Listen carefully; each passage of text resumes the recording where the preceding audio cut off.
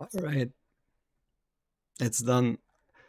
3 stars, clear, stage 6, no awakenings. But we got it. There you go. Auto and Avid, stage 6, full clear. Yeah. Okay, so I think the best way to talk about this is by just going into another run and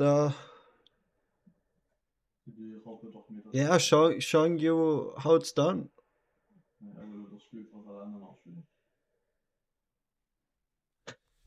Oh yeah, but honestly, my initial thoughts, like, holy shit, this is hard. Like, this is genuinely hard content, and there's pretty much three. Let's give you 4 major guys. Five.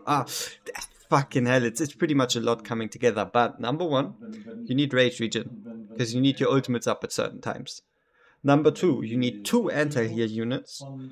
Number three, you need three, preferably 2, 3, 4 sources of magic damage. Number four, you need tanky tanks. And number five, you need stats. A lot of stats, a lot of gear, and yeah, it's crazy.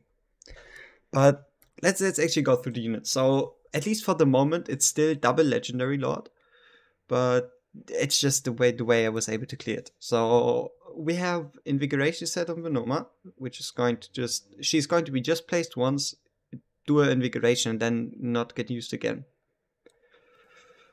Elowin. Elowin has rather okay stats. As you can see, a lot of attack. We could probably go higher in healing effect, lower in attack, but I just didn't really bother too much with her gear.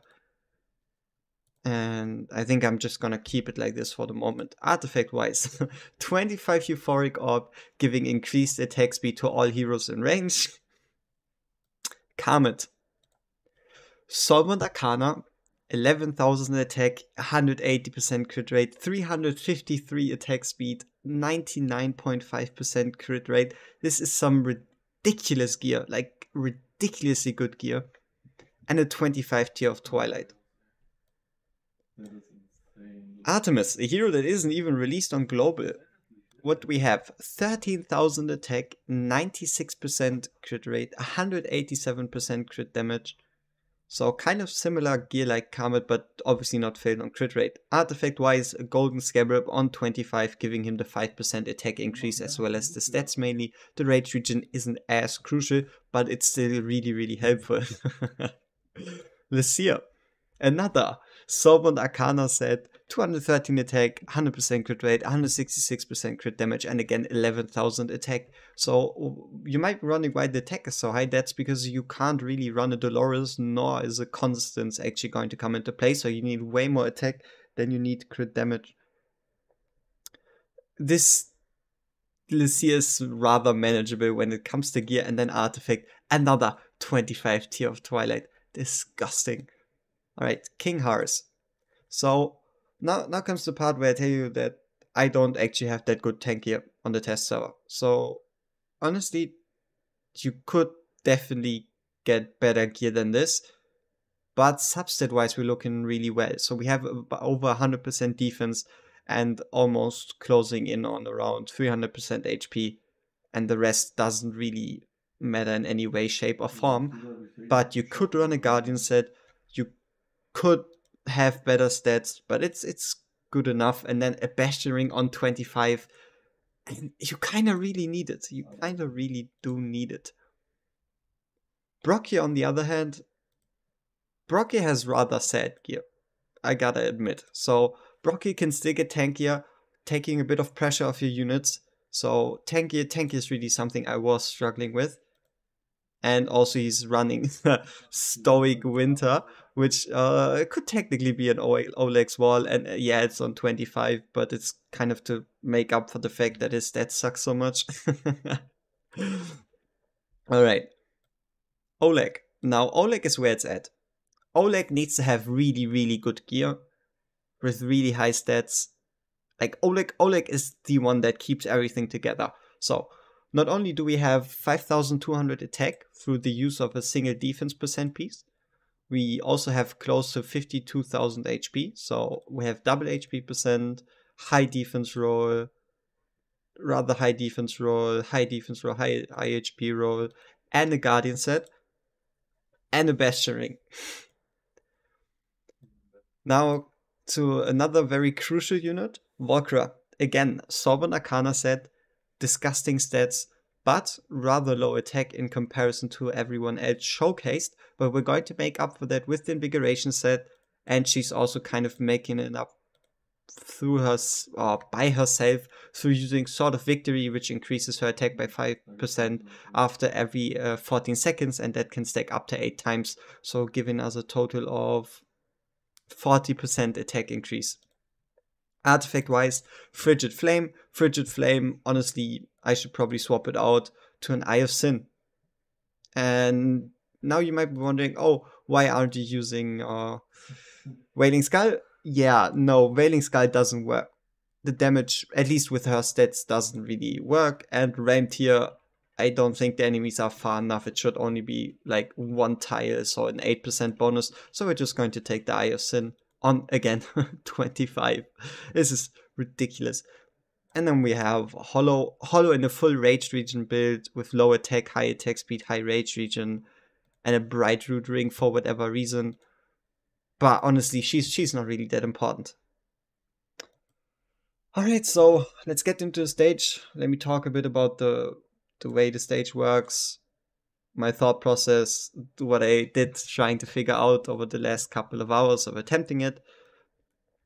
And so right away we're actually going to place down Valkyria so she can start stacking up her passive, hopefully getting as much attack as possible, while then making up for the fact that she has high crit damage but then low attack. And right here, so let's talk a bit about the enemies. So we need to face 60 enemies. So 60 enemies, and furthermore we have this boss. This boss does a lot of stuff, but she doesn't actually do too much because she doesn't move. So let's have a look at Monster Manual. I've played this fight quite a bit, so I at least somewhat know what I'm talking about. So we have the boss. The boss is immune to all CC effects, which doesn't really matter because you can't attack her anyway. Crimson Moon, she deals damage to all allies, or your allies, or her enemies. And that's also where the first part comes into play, that you need a healer. And you want your healer to cover everyone, or that Empress Banquet is Crimson Moon is just going to annihilate you. It's just going to annihilate you. Empress Banquet. Now comes the disgusting part. She applies lifesteal to all monsters, restoring 15% of their max HP every time they attack. And starting going through stage 1, 2, 3, 4, you can get away with not using anti-heal, because the lifesteal isn't too bad, they're not healing for too much, you can just kill them. Starting from stage 5, that shit changes. And for stage 6 specifically, those units, we're going to get into later, heal for 600,000 health per hit. 600,000, you're not going to get through it using without using anti-heal, unless we're talking maybe A5 Praetus with God Gear. I don't know. But for the moment, you're not going to get through that. You're not going to get through that without anti-heal. Alright, and then last but not least, Blood Banquet. She just attacks a single unit and continuously attacks that unit. And she prioritizes attacking defenders, so that's even stacking up your requirements when it comes to the gear on your defenders. Next ones, Twisted Sycophants. So Twisted Sycophants are the most annoying pieces of ever. And basically on the bottom lane you're fighting 8 Sycophants per wave, and on the top you're fighting 4 Sycophants per wave. Those Sycophants have greatly reduced physical damage through the core buff. They get double healing through lifesteal, so instead of 300,000 they heal 600,000, and they're immune to all effects, all CC effects, so no stun, no freeze, besides slow. And yeah, then next we have archers. They detect invisible units and launch attacks against invisible targets, so no hard sit, no Allura, even though obviously they aren't that useful because you can't use piercing damage anyway. So not only do we have super sucky elves, we also have sucky archer boys. And then last but not least, we have Tormented Banshee. They also reduce their physical damage. They are invisible and they spawn at the top lane in groups of 2, giving you 6 enemies at the top, 8 enemies at the bottom to face, as well as then with the 2 archers, a total of 10 enemies at the bottom, 6 enemies at the top. Alright, so the first wave is rather simple. It's just going to be 2 archers that are going to move in a path right down here. So they're just going to move here, kill everything you place here. And that's already the first part where Oleg comes in. The part where Oleg comes in clutch is the fact that he can apply shield himself. So he can block those units without them, without any healer for the moment. And we are then already going to start to build up our formation. So we can see on the left side we have a total of 8 enemies, which means if you're running this fight, you need 2 tanks, both equipped with a block artifact, or you need to time your ultimates really well, but I just recommend just throwing in a block artifact, putting your tanks from 3 block all the way up to 4 block, which is then going to allow us to block all 8 enemies at the same time. So for the bottom, we then have Karmet and Lycia. Karmet and Lycia, very simple. Lycia anti-heal, Karmet to shred the enemies. And that's exactly what we're going to do. And now she's going to probably activate her Blood Banquet anytime soon. She already did. So we're just going to bring in our healer, trying to make sure that everyone stays alive whenever she does her Crimson Moon. So she does damage, someone would have died, we have a healer here, no one dies. So that's all good and well. So now we have to deal with 8 annoying units that can't be damaged with physical damage, which leaves us only with magic damage. And then right here we're going to activate Karmet first, because Karmet's ultimate is longer than the duration of Lycia's anti-heal. And yes, you actually need to make sure that you make the most of anti-heal duration, because it's actually going to run out. And it is going to be rather close.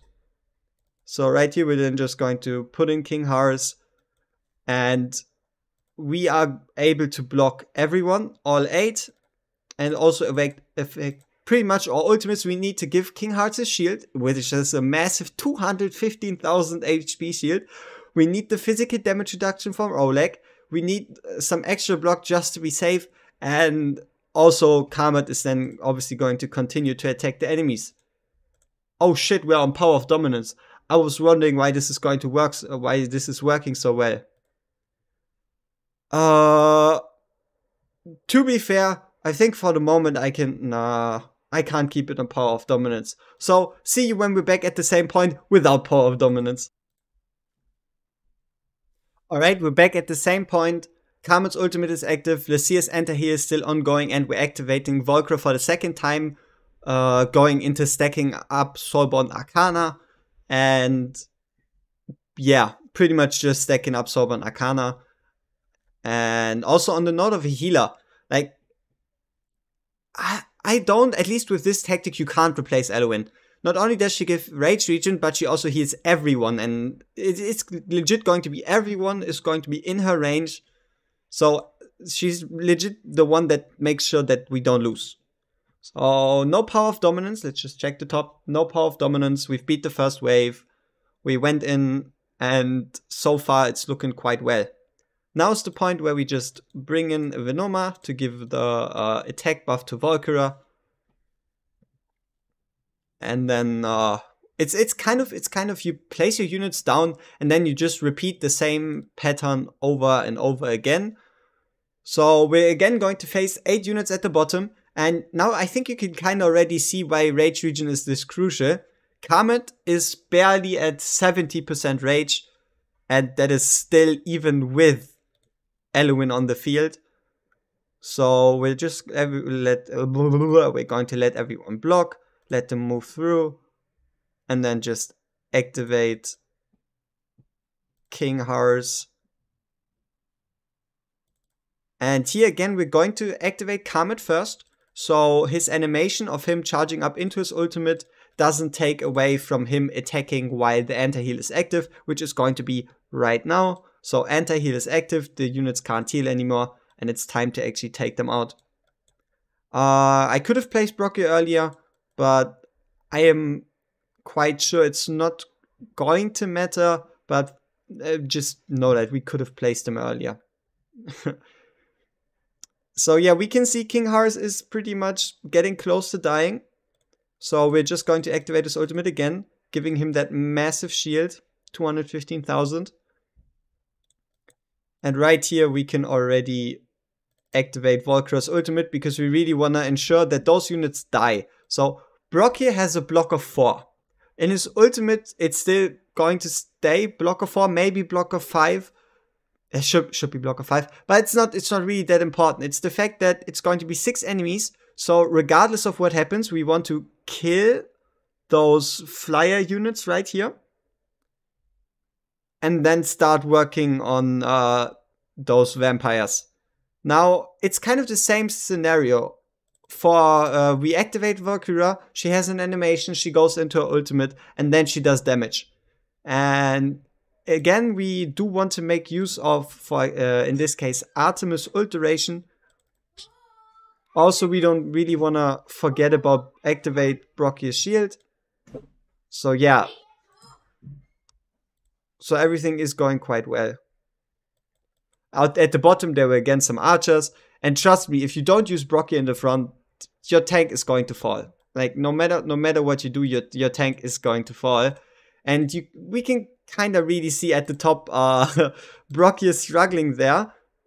So it's definitely also a case of me just not really having that good gear for Brocky, right? Tank gear. So Brocky could technically struggle less.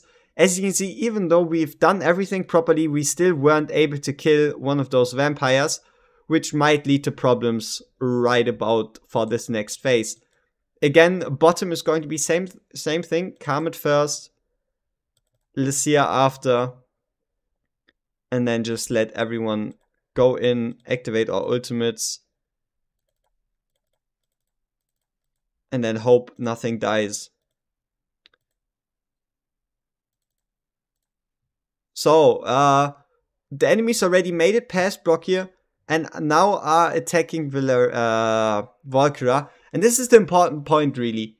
Artemis is really crucial. Not only is he the only other unit in the entire game, besides Demi, that can reliably apply anti-heal right here. He also heals himself, as well as deals damage. And that is really crucial. On a side note, Karmet could probably be swapped out for Demi, and then Demi should be able to take care of all those vampires. But that's a problem in itself. How come a legendary lord is one of the solutions? So it's really between Lycia, Artemis, and Demi to clear the stage, which is rough. No, like it's really rough. So let's see if Valkyrie actually survives. Let's hope we can, again, at least this time, take out the vampires. Preferably, we don't need to trigger Brocky's ultimate, or basically the Valkyria's revive passive, because she can revive Brocky if he dies once. And that's most likely going to happen exactly in this wave.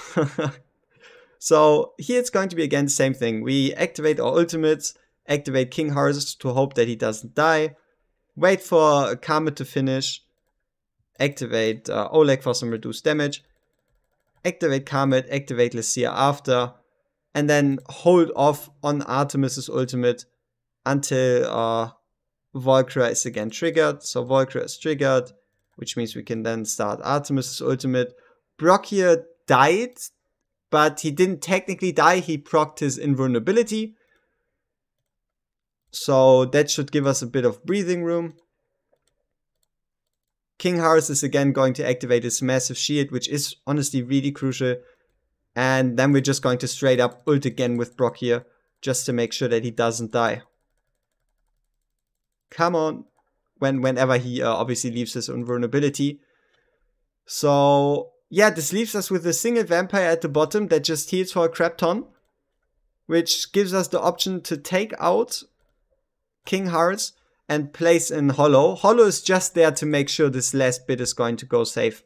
So she's just there to make sure Brocky doesn't die and maybe add some additional rage region to Volcra. For the bottom, we're again going to wait for Karma to be ready, activate Lucia for the anti-heal, and at the top again, wait for the same thing, activate Volcra, activate Artemis, and then call it a day. So with Brock here, we're just again going to ult, pretty much bring in everything we have, trying to increase our survivability by as much as possible.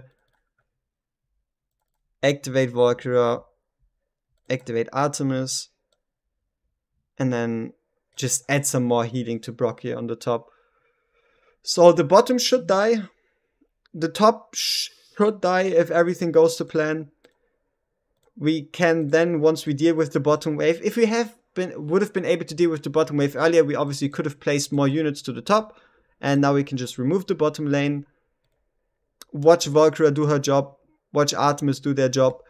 Clear it, no power of dominance. And honestly, it is a rough fight. It is by no means an easy fight. And MVPs are probably going to be Karmet, Lucia, Volcra, Artemis, all of the gang. Like, those are crucial. Alright, yeah, so we did it. We beat stage 6. And at least for the test server, we are the very first. I've heard that around 2 or 3 people maybe would have already were able to beat it on Forerunners. So I didn't look at those. We were able to do it by ourselves. And we're finished with this. And now the big question obviously is, what are we going to do next? The answer is I'm going to run around 135, 136 fights of this in auto. So I can start getting the loot. And then have a closer look at probably either just a stage 6 guide, which is kind of this thing already. Maybe stage 5, because stage 5 is easier than stage 6. And definitely a stage 4 guide. So it's going to be at least 3 guides, technically 2. And obviously figuring out what kind of loot we're going to get, how many bloodstones we were able to get by clearing stage 6. And yeah, see each other in the next one. Don't forget to like, subscribe, whatever you want to, leave a comment. Peace. Fuck! I am so close! Honestly, I think we got it. I think we got it, but it's not going to be 3 stars. It's going to be 1 star clear. Or technically 2 stars, I don't even know. Basically, we got to the end. And we made, again, a simple mistake of letting 1 guy pass. But we made it. We beat stage 6. Took me around 3 to 4 hours total. But now obviously it's all about optimizing the run, figuring out how to do it better, and all that good stuff. But for the moment, we did it. It is an absolutely disgusting solution. I don't think it's super reasonable. And yeah, it's like everything coming together. It's kind of like you can't really replace any piece specifically, which honestly sucks. It just does. It really sucks. Especially the fact that this is going to take quite a while. Yeah, because Valkyrie, whatever, isn't strong enough at the moment to actually properly deal with whatever this is. But I have an idea for the next stage, kind of. So, or for the next time I try it, which is basically I wanted to put in an invigoration buff on her, but I forgot it for that fight. So I don't know how to feel about this. It's hard. It's fun trying to figure it out. I've tried to set myself limitations, so we don't have any awakenings on our legendaries. And I tried to do it with epic lords, but at least for this first clear, as you can kind of see, we aren't really running. We aren't really running those epic lords. We're running a beautiful we're running a beautiful Venoma and King Horse. So yeah, there's that. Let's see if we can. Come on, please. This whole mechanic is so annoying. The fact that those guys get healed by over 500,000 is just unfortunate. So basically you kinda really wanna kill them while anti-heal is active. And I think our Volcro should only now be strong enough to deal with them. Hopefully. There we go. Stage 6 down. Rough. But we got it. Hey, ain't that a reward? Ain't that a great reward? Now that is something else. That is nice.